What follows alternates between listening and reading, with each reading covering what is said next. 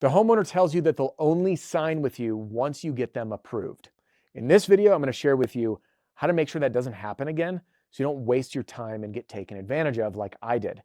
I'll never forget the first time it happened to me when a homeowner, when I was new, by the way, said to me, I won't sign your contingency agreement, but I will sign it after you get my roof approved. So being new and being desperate to start making some income, and I wanted to go above and beyond. I wanted him to know how committed I was, and I wanted to shine against the other competitors. I said, well, if I do this, I'll for sure get the job. And this was a huge house. It was really unique. It was a big U shape. And I remember sitting in front of his house in about 100-degree heat, sweating in my truck. And like 3 hours later, the adjuster shows up. And this dude was so big, he couldn't climb a ladder. So he got out of the truck. He handed me some chalk in his camera. He says, hop up there and go mark it up, and then come back down. I'll take a look and we'll see what we can do. So I do it. Guess what? I got it approved. I was dancing inside. I was so excited because it was one of the first few roofs I got under my belt. And then I went over to the homeowner's front door and I knocked on it. And I was so excited to tell him the good news.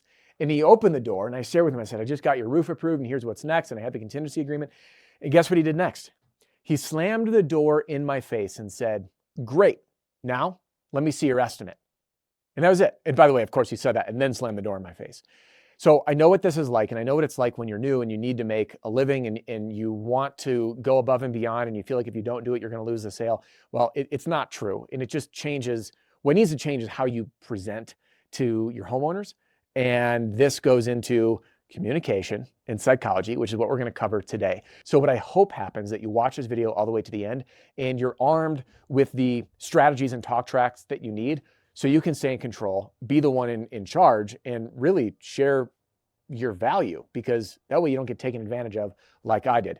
My name's Adam Bensman. Welcome back, by the way. And what I do on this channel is help you and your company adapt in today's unpredictable and fast-changing times. And I know that the insurance landscape is changing quickly and is more competitive than ever before. So let's rock and roll into this video, teach you what you need to do.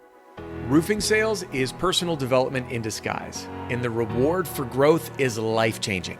I hope my content helps you create a richer life and bank account. Now, at this point, the conversation is happening at the kitchen table in the home and likely when you brought up the contingency agreement.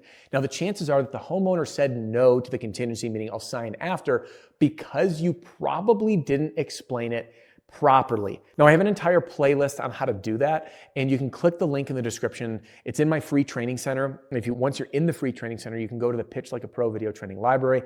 I spell it all out. I give you all those resources. But in this video, I'm going to keep it nice and tight and concise to help you communicate the message the right way. This will likely prevent homeowners from giving you that objection.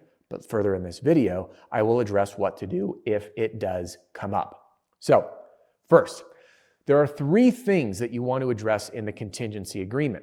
And the reason that we do this is to set the expectations clearly, prize the company, meaning put you in the position of looking like the hero and the expert who's giving them so much value, and letting the homeowner see the value that they know that you don't work for free, okay? Now, it's very clear that if they say, I'll sign the contingency after you get me approved, 1, do they need you? The answer is no. And 2, you work for free. So by you doing this, you're pretty much setting yourself up like guaranteed to get taken advantage of. Now, let me explain these 3 points for you to present the contingency agreement the right way. And you can follow along just the way I do it. Hey, Mr. Homeowner, before we go through this document, I just want you to know that this document covers 3 things, okay?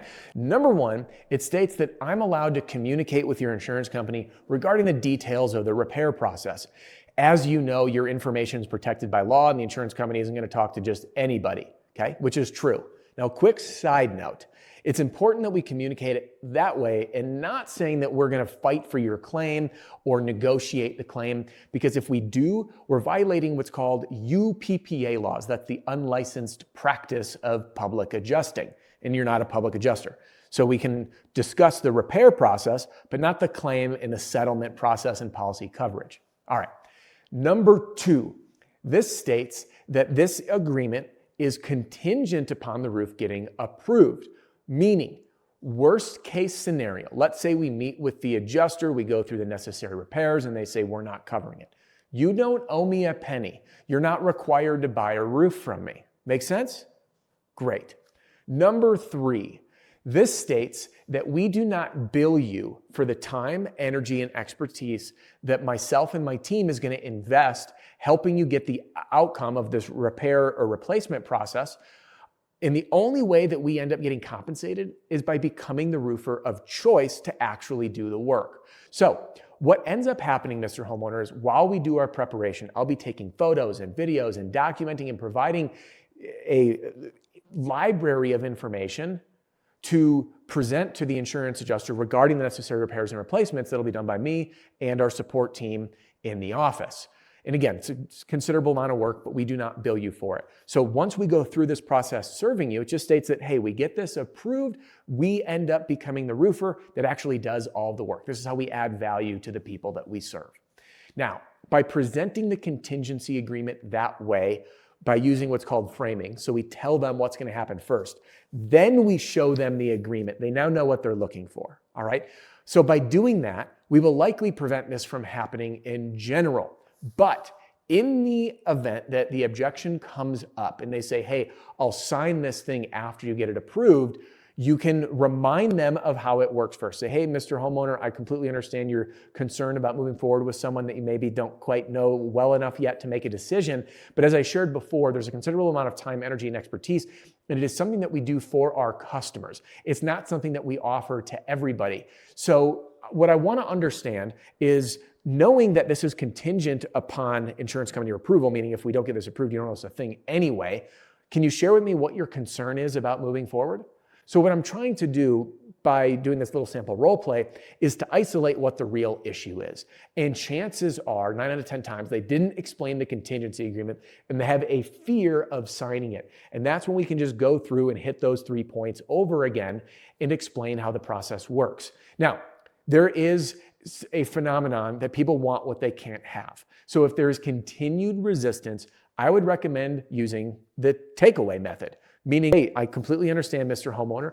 If you're unsure about working with us, I'm not going to fault you for that. I know that a lot of people have been burned by roofers or contractors, and I share with you how we serve our homeowners, how there's no risk involved, and how we don't bill for our time, energy, and expertise. So you have everything to gain and virtually nothing to lose.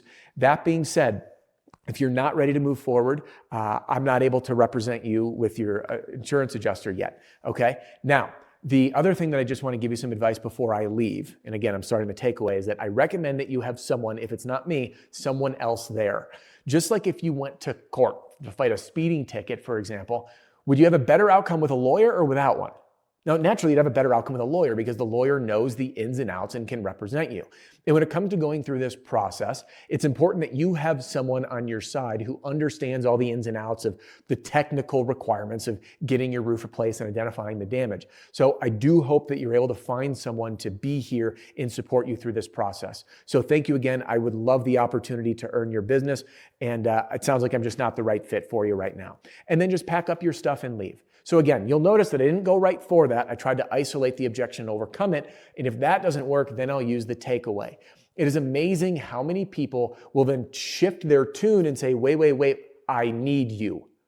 I repeat, I need you. I want you here. Because if they don't want or need you or see the value, then you're working for free and they will take advantage of you. So I hope this video helps you overcome this very common problem when homeowners don't want to sign the contingency until after you get it approved. And I ask for your help here. Be a hero and copy paste this link to this video or podcast episode and put it in your group chat right now to share it with your team. And let's end on a bang. Jump in my free training center if you haven't been in there yet, and jump into the playlist on using the contingency agreement as a sales tool, and you will start closing deals like clockwork. Thank you for joining me in this video, and I'll be seeing you on the next one.